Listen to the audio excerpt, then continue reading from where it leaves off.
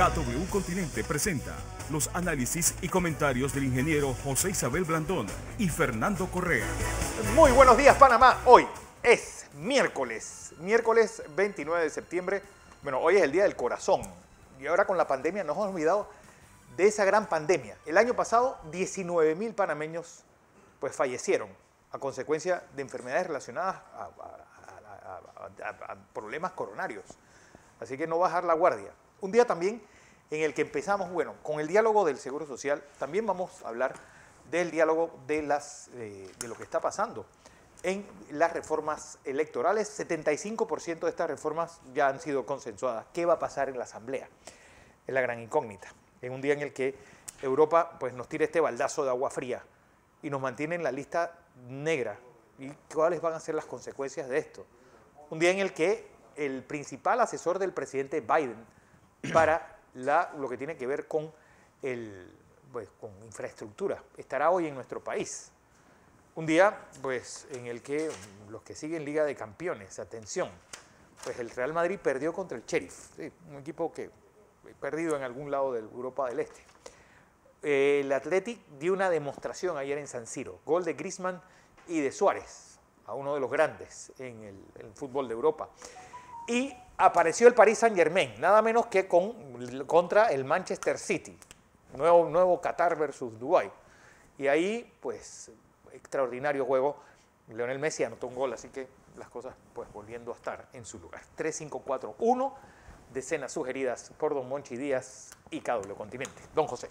Buenos días, Fernando. Buenos días. Buenos días a toda nuestra audiencia que nos sigue en KW Continente Radio y en Next TV. Bienvenido, Fernando, después de este viaje por Europa. Así es. Le cuento, con envidia, pues no lo voy a ocultar. Estuve en Madrid, en París, en Bélgica, en Brujas. ¿En Brujas? En Brujas. ¿No fue a Marruecos? No. ¿No fue? Bueno. Necesitaba visa. Mire dónde viene. De manera que vamos a hablar de Europa y a lo mejor, sin duda alguna, con él, con mayor comprensión, no solamente de conocimiento, sino visual, nos puede ayudar. Vamos a darle las noticias, pues, los datos. Usted decide. Nosotros les vamos a dar hechos, no invención de hechos. ¿No? La primera cosa que les quiero decir es que la Unión Europea decidió mantener a Panamá. Hay un proceso en desarrollo, ¿no?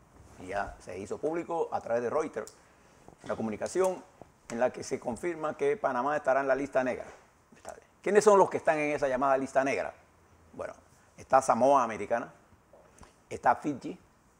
Si no saben, busquen en el mapa. Aquella isla del Puyú, Guam, Palau, está la isla Vírgenes de Estados Unidos, incluida, está Vanuatu. Vanuatu es un conjunto de islas en Oceanía, muy bonitas, sí, muy una belleza. En Oceanía, usted no estaba por allá. No. Está muy lejos, ¿eh? Bueno, ¿Por dónde llega uno allí? Y en América Latina hay solamente dos países: Trinidad y Tobago y Panamá.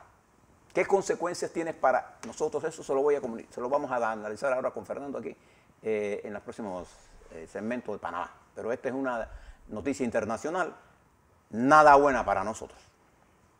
Y quiero que la examinemos. ¿Cuál es la razón por la que nosotros estamos allí? Ellos dicen que nosotros mantenemos una norma que exime de impuestos, de algunos impuestos a extranjeros.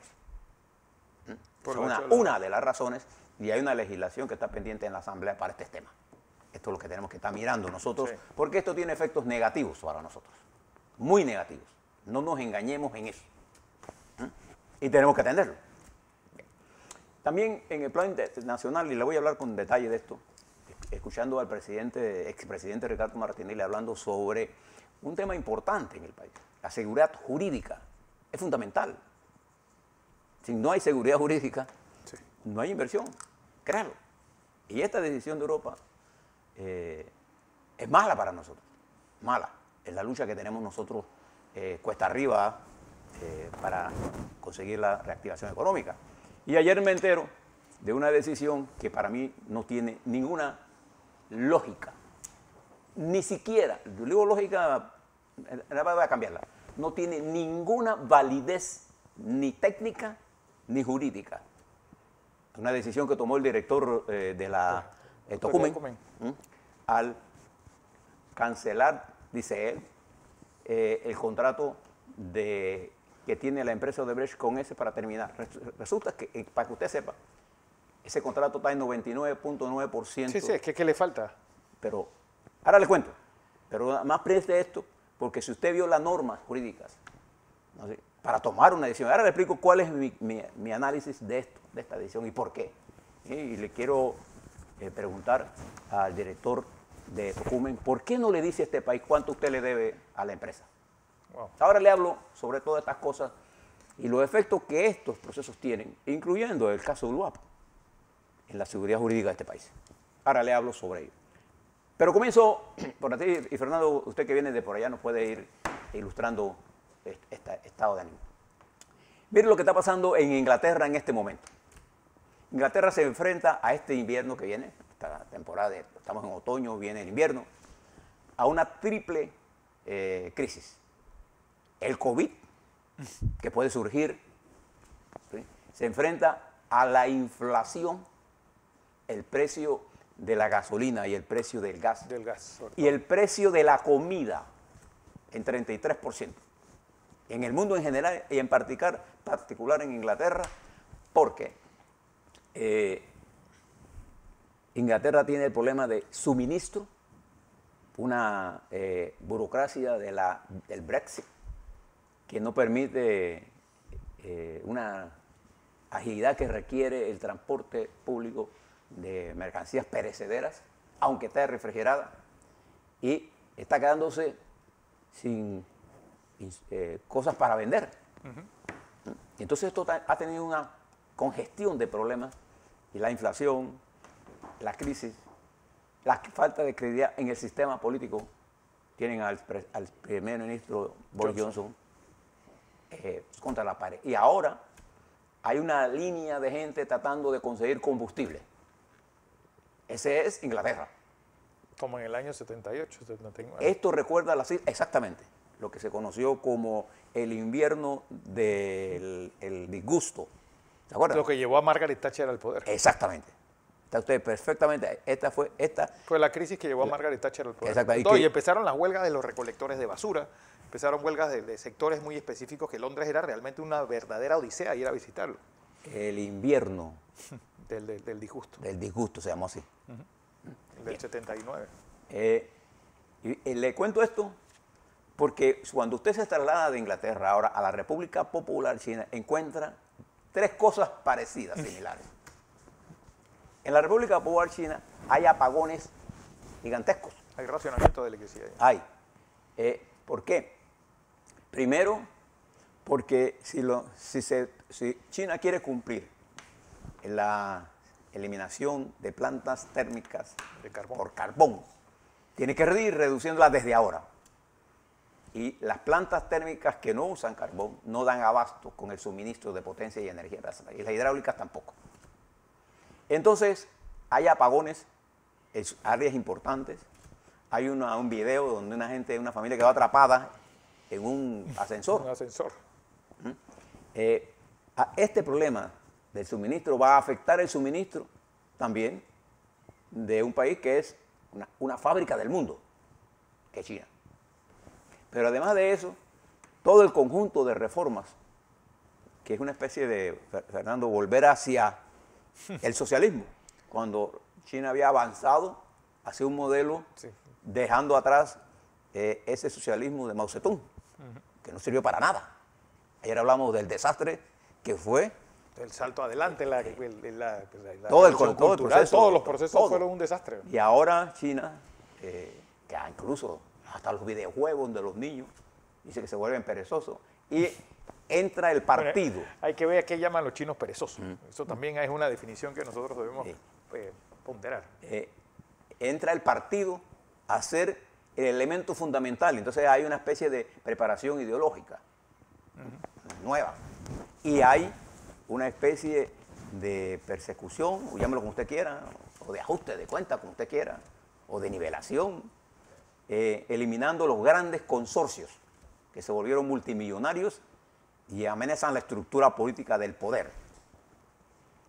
como cosa y corolario de esto ayer... Es que a la larga, José, y quiero hacer este paréntesis, es a la larga el caso del desarrollo económico no trae consigo libertad de expresión, libertad política, que yo creo que eso es realmente a lo que teme el presidium chino. Es decir, porque la consecuencia básica es que uno no puede mantener con estructuras de personas que están ganando muchos millones de dólares, pues políticamente el círculo cerrado. Yo creo que eso es lo que... Sí, bueno, exactamente.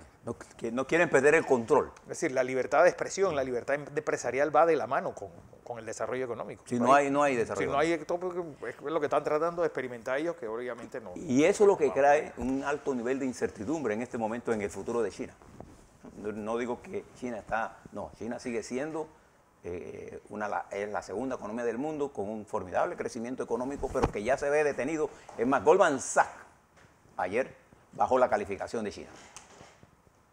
Para que estemos claros en qué estamos andando. Y se lo planteo porque en Inglaterra va a pasar lo mismo, ¿no? Y mire lo que está pasando en China y mire lo que está haciendo los Estados Unidos. Hoy está llegando a Panamá Dalit Singh, el asesor, él es el asesor adjunto del Consejo de Seguridad que viene a ver el plan de infraestructura, un poco para enfrentar la franja y la ruta de Xi Jinping. Los Estados Unidos quiere hacer ahora un desarrollo de infraestructura.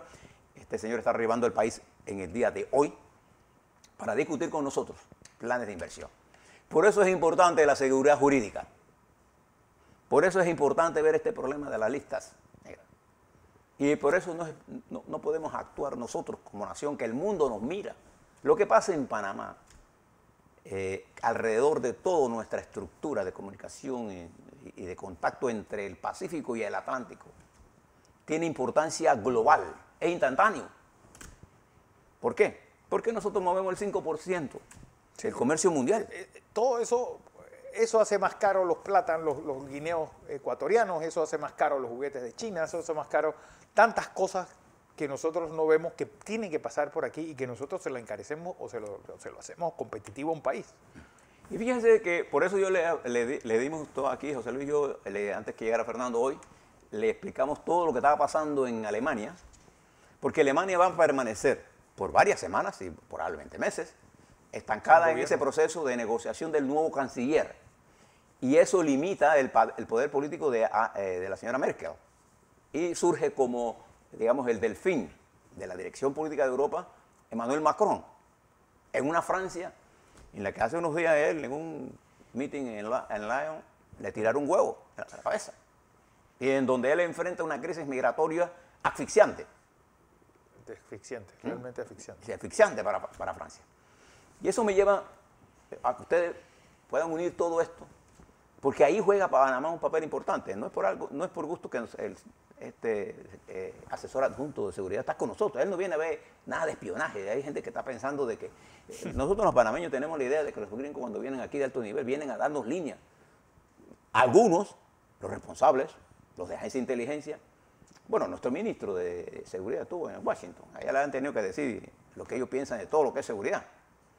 Este no viene a eso, este viene a ver el problema concreto de ese plan de infraestructura de los Estados Unidos. Eso es lo que viene él a ver. Entonces, miremos, y además está visitando 3 países del Pacífico. ¿Cuáles son? Ecuador, Colombia y Panamá. Y de esos 3, el de mayor importancia geopolítica en términos de la conexión de los océanos, ¿cuál es? Panamá. No te extrañes que él está viendo plan A, plan B y plan C. Sí. Si las cosas fallan en Panamá, y está Buenaventura esperando que nosotros fallemos para convertirse en el gran puerto del Pacífico. Y por eso que cuando nosotros hablamos de nuestro sistema portuario, y nosotros defendemos el sistema portuario, no es la capacidad de una empresa, una en particular, sino el sistema portuario que hemos desarrollado. Cuando pasó el canal a nuestras manos, hemos creado un sistema portuario y un canal modificado, más eficiente, que aporta enormemente en medio de la pandemia. Usted tiene que valorar lo que estamos haciendo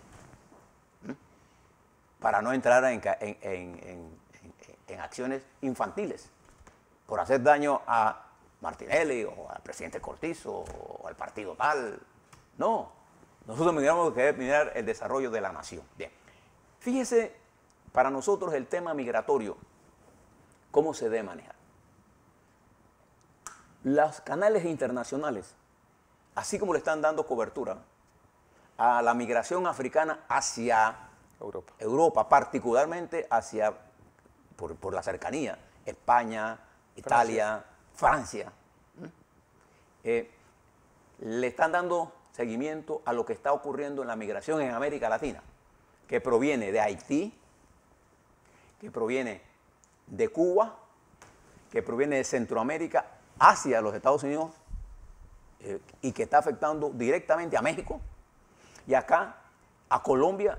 Usted tiene que ver las películas que está pasándose en el mundo de la situación allá donde tienen de retenido a más de 19.000. Otros ya se fueron de ahí, sí, hacia la frontera de Panamá o se han regresado. Mientras los Estados Unidos ha mandado desde los Estados Unidos ya más de 4.000 haitianos deportados. Ese es el problema migratorio. Entonces, un grupo de los haitianos y de los que están en Colombia se ha regresado un poco. ¿Los otros qué hacen? O se quedan en Colombia o se quedan en el país donde en el caminar van a coger oxígeno. Ese es el problema migratorio que estamos viendo y Panamá lo ha enfocado bien, el gobierno, tenemos que decirlo. Sí. Porque este no es un problema que lo puede resolver Panamá solo, este es un problema multilateral. Y la migración es uno de los principales problemas en el mundo, no por gusto.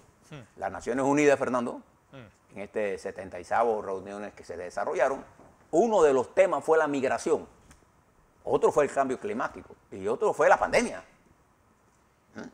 Ahí nos está dando el camino de la discusión. Usted viene de Europa, usted ha visto vio lo que está pasando en Francia, ¿le puede contar un poquito? En Francia yo creo que sí, a los que pues, vayan a Francia, pues el primer golpe visual que van a tener es que Francia es, yo creo que la capital más importante de África. Es decir, hay barrios enteros donde viven solamente africanos y eso obviamente pues tiene a los franceses un poco alterados, igual que en España, pues, una migración que sobre todo estos dos países no están recibiendo esa gran migración siria y afgana que se quedó pues en Berlín, hacia los países nórdicos, pero sí es impresionante. Barrios, por ejemplo, pues todo el área de Montmartre es el barrio latino, es básicamente africano, con peluquerías para africanos, tiendas, boutiques, con vestimenta sobre todo de la forma como se visten las mujeres allá en el Golfo de Guinea y todo hecho como si estuvieras en una capital africana. Y la pobreza regada. Sí, la pobreza regada. Por todo París. Igual que lo este en Madrid. Una de las ciudades. Ahora, rápidamente, miremos nuestro continente. Mire la crisis de Haití, que no tiene parangón en la historia de ese país. Ahí todo está en crisis. Todo. Ahí no hay gobierno, no hay Corte Suprema, no hay asamblea, no hay poderes políticos, cada cual hace lo que da la gana, no hay gobierno. Henry no tiene poder. Es más, no hay ni siquiera ejército. Esto provoca, y con 11 millones de habitantes, esto provoca una migración masiva. Mire lo que está pasando en Nicaragua, donde los Ortega han hecho lo que han hecho en Nicaragua. Y mire lo que está pasando en Venezuela, en donde estuvo a punto de colapsar las negociaciones. Ahí salieron con algunos acuerditos. Pero ya Maduro se ha comenzado a resentir que la estrategia de la oposición puede tener un efecto en las elecciones del 22 de noviembre. Están a la vuelta de la esquina. Y entonces, creo que todos estos temas, nosotros tenemos que mirarlos con detenimiento. Fíjense en Colombia. En Colombia hay manifestaciones ayer, va a haber hoy, porque las propuestas que hizo el movimiento huelguístico que se desplazó durante meses, masivamente, ninguna le han parado bola. La élite de Bogotá, que está en el control del poder, se niega a discutir los temas que el pueblo le está pidiendo. Y eso no es comunismo, eso es democracia. Eso está pasando en Colombia. En Venezuela la tragedia sigue su curso. En Perú los docentes le estás pidiendo al presidente Castillo que se salga del partido que lo llevó al poder y cree un nuevo partido. En Paraguay, los médicos, Fernando, entraron en 2 semanas de huelga. Los médicos. Y todo este problema de nuestra región nos lleva a nosotros a ir pensando en los efectos que tiene todo esto en nosotros. La migración es un tema, el COVID es otro que hemos avanzado enormemente. Es más, reconocido, usted que viajó, el pasaporte nuestro, El QR. El QR es reconocido En los restaurantes, es decir, uno para poder tomar un café o sentarse en una terraza en Francia tiene que presentar un QR y el QR panameño era válido, es decir, lo reconocía el aparato que tienen para medir el QR. Y nosotros hemos hecho, así como hemos hecho avances, necesitamos hacer avances en el enfoque de nuestra asamblea, los temas centrales, en el enfoque que nosotros como ciudadanos debemos dar a la atención de los temas del día y en el enfoque que le debemos dar a los problemas que son los fundamentales. ¿Cuáles son los problemas fundamentales en este momento? No se olviden, empleo, el problema de servicios eléctricos. Sí. Ayer por el área se fue la luz en medio de todo este problema que hay allá en Lomacabá. Se fue la luz por 1 hora, con fluctuaciones violentas de voltaje. Problemas del agua. Y entonces nosotros, en un esfuerzo, bueno, algunos, para destruir la institucionalidad, y no estamos respetando la seguridad jurídica del país. Ese es un tema fundamental. Pero el mundo está en los ojos puestos en nosotros, en sentido positivo, y ahora recibimos esta puñalada artera que estaba avisada. Sí. Y hay un proyecto de ley en la Asamblea que tiene que mirar este problema con carácter de urgencia para nosotros. A la vuelta, le vamos a dar las cifras, Fernando, que tenemos de COVID, que son excelentes. Le adelanto nada más, la positividad de ayer bajó a 3,2. ¿Se acuerda que el día martes subimos a 5,1? Bajó a 3,2%, lo cual es importante y bueno, nos mantiene en un promedio por debajo de 5. La positividad. Y los casos van bajando. También le voy a hablar a fondo sobre este problema que creó ayer el director de Tocumen. Y le digo lo siguiente, para arrancar la discusión a la vuelta.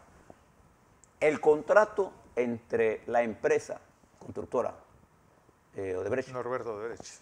No, ya no se llama Odebrecht, ¿verdad? Sí, sí, Odebrecht, ENO. Y el aeropuerto de Tocumen está vigente. Porque la resolución que se tiene que pasar por un proceso que puede llegar a arbitraje. Bueno, es que el propio comunicado que lanza Tocumen aquí tiene como primer punto, el contrato continúa en vigencia. Está vigente. No. Y como se hizo, ahora se lo explico por qué es ilegal. Y esto es un problema serio. También vamos a hablar sobre cuál es la agenda realmente que debemos nosotros manejar en la Asamblea. ¿Es realmente el código electoral la prioridad del país? Sí. ¿O la prioridad del país está en otro lado? A la vuelta, Fernando, Totalmente. eso y más.